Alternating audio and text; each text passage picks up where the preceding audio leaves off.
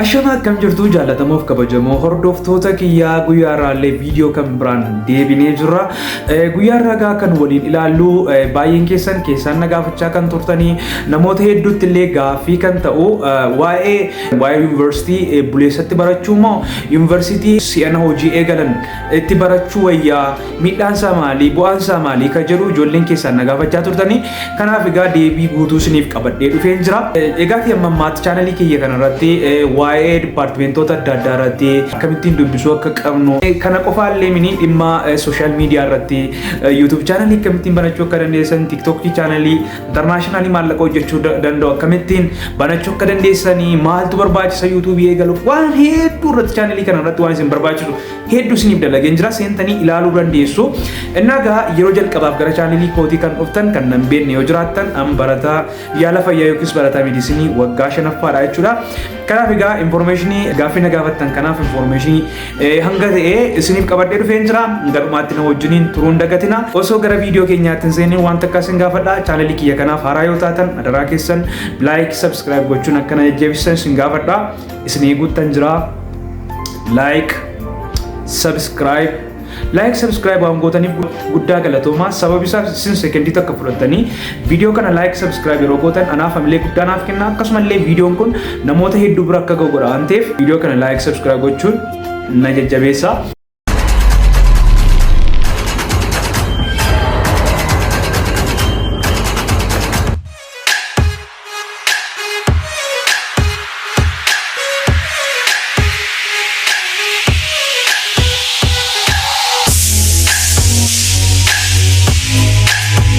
Egaati gara gaaffii keessaniitti isiniin ce'a filannoo keessanii isa ta'u osoo hin filatiniin fedha keessaniin ala Univesrsity isin barbaanne tokko isin ga'uu danda'a. Univesrsity bichaallee ni dipaartimentii garaan keessanii hin barbaanne isin ga'uu danda'a. Kanaaf egaa wanti kun akkamii miidhaa akkamii qaba kan jedhu waliin ilaalla.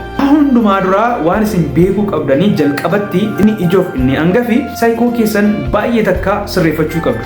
Yeroon akkas isiniin jedhu Univesrsity gurguddaatti baratanii fi nama guddaa taatu mini Univesrsity xiqqaatti barataniif nama xiqqaa taatu inni guddaaf olaanaan murteessaan isinidha jechuudha. Yeroon akkas isiniin jedhu fakkeenyaaf barataan takka injiinarii barbaadaa jennu barataan injiinarii barbaadu tokko Adaamaa saayinsii fi teekinooloojiitti barate tokko immoo second generation yookiin third generation ta'anii Univesrsity dhiyeenya banamatti barate haa jennu. Amma gaa difference guddaa uumuu kan danda'u Univesrsity itti barate osoo hin taane nama barataa jiru sanaadha jechuudha. Even Harvard University yoo baratte barsiisaan si barsiisu waan si godhu tokko hin qabu. Amma kan diigaa godhee bira ga'uu qabu siidha jechuudha. Sababi isaas namni sun beekumsa akkamii yoo qabaate yoo sammuu keetti uree seensisuu hin danda'u. Dhageessanii inni guddaaf olaanaan siidha jechuudha. Amma fakkeenyaaf barachuuf yoo nama fedha qabu taate even Univesrsity seentee miti Univesrsity ala taate mana teessee yoo barbaadde barachuu dandeessa. Addunyaan keessa jirru kun open opportunity guddaa qaba. Amma fakkeenya takka isinii fudhadha. Namoonni yeroo kana viidiyoo editingii, graphic designing waan adda addaa waa'ee dhimma AI kanaaf social media kanaa wajjin wal qabatu jechuudha. Mana ta'anii ji'a takka lama gidduutti barachaa jiru. Amma Univesrsity namni kun Univesrsity seenee barachuu osoo barbaade dhugaan isinitti himaa Univesrsity seenee osoo barachuu barbaade yoo xiqqaate waggaa takka yookiin jaja waggaa lama itti fudhachuu danda'a. Rakkinni biyya keenya keessa jiru wanta takka waan barachuu barbaadu tokko main point isaa dafanii isin hin barsiisan. Dura lafa jiru ofumaa yeroo isin jalaa gubuudhaaf waanuma isin hin ilaallanne isin barsiisu jechuudha. Dhugaan isinitti himaa waan isin hin ilaallanne Univesrsity keessatti yeroo keessan gubu namoonni hedduun argitanii jiraachuu dandeessu. Kun sababa kamiidhaa fi namni kun nama fakkeenyaaf waggaatti barataa 100,000 kan lakkaa'amutu barata. Barataan kun hundumtuu fakkeenyaaf waggaa lamatti kan eebbifamee bahutu yaaddanii mootummaan baay'ee rakkataa jechuudha. Gaaffii gidduu jiru sana dheeressuuf jecha Univesrsity barattoonni yeroo hedduu akka dabarsan godha. Mootummaan bakka kanuma waan realitiin jiru kan waan adda ta'e jiru. Fakkeenya takka isin fudhadha.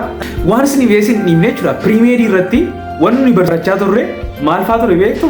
Waan isinitti himaa entrepreneurship departmentii soshaalii keessa jiran waan akka anthropology koorsii departmentii social science barachaa turre dhugaan isinitti himaa. Kun maaliif akka inni fayyadu hin beeku. Yeroo kun alatti maaliif akka inni fayyadu hin beeku. Barataa fayyaadha. Ishi entrepreneurship utuu dhumarratti namaa kennan illee egaa amma takka gaariidha. Isti pirimeedii taate waggaa jalqabaa irratti waa'ee entrepreneurship barachuun waa'ee know why anthropology barachuun course social science kana barachuun maal hiika akkamii beeku dhugaan isinitti hima. Kanaaf lafa duwwaa isin zoorsisu jechuudha. To the target itiin fudhatanii deeman. Kanaaf maal jechuu isin barbaadeni yoo barachuu barbaadan mana teessanii yoo barbaadan barachuu dandeessu. Inni guddaa olaanaan siidha. Yuunivarsiitii guddaatti barattee nama guddaa taatamini. Yuunivarsiitii xiqqaatti barattee nama xiqqaa taatamini. Kana isiniif kaaseen ture. Yeroo baay'ee yeroon waan dubbadhu tokkoon isinitti hima. Raajii shannaa fi barataa baay'ee qaxalee mucaa keenya ni beektu yaada. Mucaan keenya Adaamaa saayinsii fi teekinooloojiitti maal barate? Sammuu guddaa qaba. Meedisinii seenuu danda'a mini mucaan kun. Even Finfinnee Yuunivarsiitii Finfinneetti seenee barachuu danda'a. Yuunivarsiitii barbaade seenee barachuu danda'a. Qabxii akka biyyaatti qabxii olaanaa fide. Maal Adaamaa saayinsii fi teekinooloojiitti maal barate mucaan keenya kun? Deemee applied physics maatisii barate.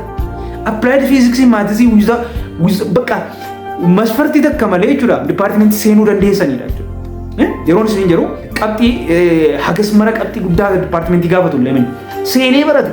Inni guddaaf olaanaanii kaayyoo keessan beektaniinna eessa teessanii eessattiyyuu influence gochuu dandeessu jechuudha. Eessa keessanii eessattuu dhiibbaa geessisuu dandeessu. Raajaa shannaa fi as taa'ee Adaamaatti barataa tureen Adaamaa saayinsii fi teekinooloojiitti koorsii barbaadu argachaa ture.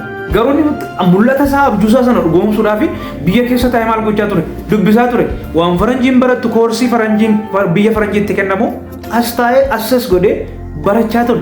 Meeshaa seenaasaa ani isinitti odeessu osoo hin taane seenaasaa dhaqaa dubbisaa. Seenaasaa dhaqaa ilaalaatii dhaggeeffadhaa interviewuun gochaa ture. Gaafa biyya faranjii dhaqu akkuma warra koorsii sana fudhachaa ture kanaan duraatti isaanii wajjin kompiit godhee qabxii gaarii fidee har'a iddoo akkamii kan jiru beektu.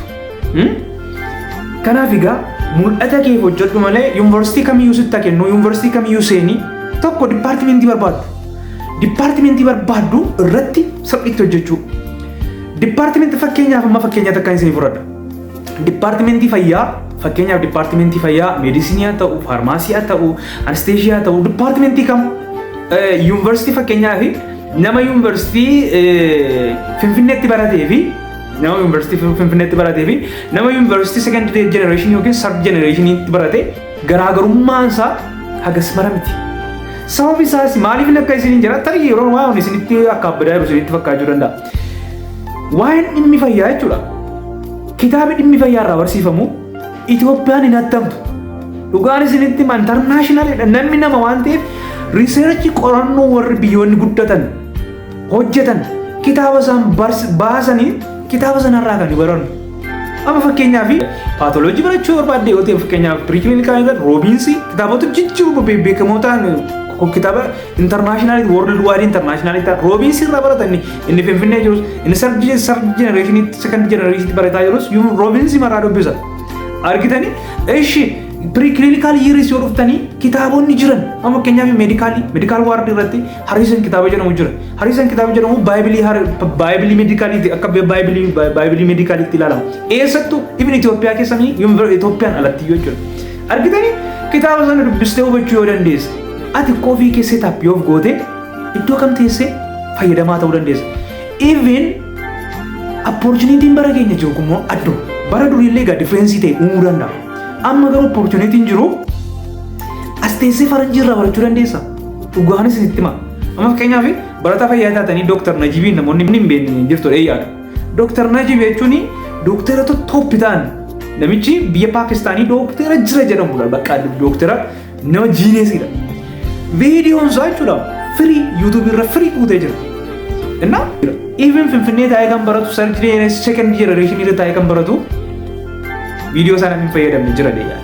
Innaa egaa inni guddaa olaanaan ati bilxii ta'e ati saayikoseetaappii qabaadhu kaayyoo qabaadhu malee eessa teessee eessatti dhiibbaa barbaachisaa ta'e gochuu ni dandeessa. Hin goyyoomin dipaartimentii ati itti barattutu sitti hafa malee yuunivarsiitii itti barattu sitti hin hafu.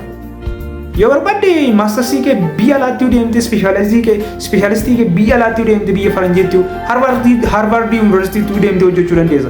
Garuu digirii jalqabaa keef dipaartimentii seentuu dipaartimentii barbaadduuf jalqaba iddoo kenni lammaffaa irratti immoo ofii kee sirriitti seetaappi godhadhu ofii kee sirriitti dhiibbaa akka uumuu dandeessutti sirriitti hojjedhu bakka kanuma wanni biraan wanni adda ta'e jiru. Kana immoo yoo barbaadan sirriitti itti qorachuu dandeessu. Waan raajii shanaafisniif kaaseen jira. namoota kan biroos sirriitti gaafachuu dandeessu. Baay'ee ta'e wanni isin bu'aan keessan akka bu'aatti wanti isin ilaalta wanni guddaa yoo jiraate bakka gurraama bakka malee yuunivarsiitii akkasitti baradheera akkas ta'e irraan kan hafe waan adda ta'e takka waanuma adda ta'e tokko dhiibbaan jiru jechuudha. Yeroon isin jiru waan adda ta'e tokko waan differeensiin guddaamti hagas mara hanganamni haasootti hanganamni odeessu kun jiru jechuudha. Kanaaf inni guddaan jalqaba ofii keessan seetaappii of godhaa. Maal barachuu akka barbaadan maal irratti fookas akka gochuu barbaadan sirriitti jechuudha. Kanaaf Adama saayinsii teekinooloojiitti injiinaringii barattee baatee shintibeetii ijaaruu hin dandeessu yoo ta'e gimbanyaan safara keessaa si caalaa yoo hojii hojjechuu kan danda'u ta'e maal bu'aa qaba? Ati koo piraaktikaalii ofii kee sirriitti of barsiisuu qabda jechuudha. Innaagaa akkuma beektan immoo yuunivarsiitii keessatti baay'ee isaa ofii keessanii diigaa gootanii yoo biran geenye hanga si yaadamni yuunivarsiitii fakkeenyaa keessumaa piripaaraatoorii haayiskuulii irra barsiisonni jiran sirriitti qotanii sin barsiisu. Baay'ee tokko dhugaa waaqaanis baay'ee isaan jajan garuu yuunivarsiitii irra baratu barsiisonni jiranii dooktereetii ta'anii ibn hanga piroofeesarii naamii ta'anii bakka nuffanii jiru waan isaan beeku nuffanii jiru haa ta'u hanga isaanii barumsa isaanii kennanii hangas mara hanga irraa eeddamni jechuudha. Kanaaf kana isin jira yoo gaaffii qabaattan isaan na gaafachuu dandeessu. Hanga ammaatti na wajjiniin turtan immoo subscribe yoo hin goone kan hin goone yoo jiraattan immoo subscribe gochuun na jajjabeessa. Gootaniif guddaa galatooma.